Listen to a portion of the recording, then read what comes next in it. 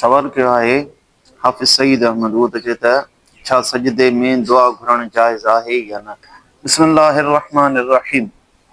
नमाज़ जे सजदे जे अंदरि दुआ घुरी सघिजे थी, जाइज़ आहे, पर शर्त आहे त उहा अरबी जे अंदरि हुजे ऐं अहिड़ी दुआ हुजे जेके माण्हू जे कलाम सां मुशाबत न रखंदी, यानी दुआ जे अंदरि अहिड़ी शइ घुरे जेका माण्हुनि खां आम तौर ते न घुरबी आहे त जाइज़ आहे।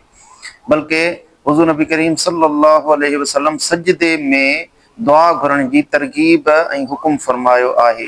जीअं सही मुस्लिम जे अंदरि हदीस मुबारक हज़रत अबू हुरैरा रज़ियल्लाहु ताला अन्हु रिवायत करे, उन चयो त हुज़ूर नबी करीम सल्लल्लाहु अलैहि वसल्लम इरशाद फरमायो, अक़रबु मा यकूनुल अब्दु मिन रब्बिही व हुवा साजिदुन फ़अक्सिरु दुआ। पाण फरमायूं त जॾहिं बानो सजदे में हूंदो आहे त अल्लाह जी रहमत जे वधीक क़रीब हूंदो आहे।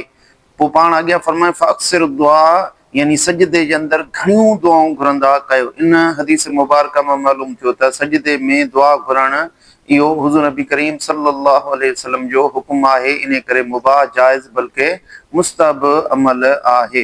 पर जेकॾहिं जमात सां नमाज़ पढ़े थो त पोइ बहितर इहो आहे त उन में दुआ न घुरे, छो त वधीक तस्बीह पढ़ण सां माण्हुनि खे थी सघे थो तकलीफ़ थिए, इन करे इन खां बचणु घुरिजे। न अकेलो आहे त पोइ हुनजी मर्ज़ी आहे, जेतिरियूं दुआऊं घुरी सघे थो। वल्लाहु आलम बिस्सवाब।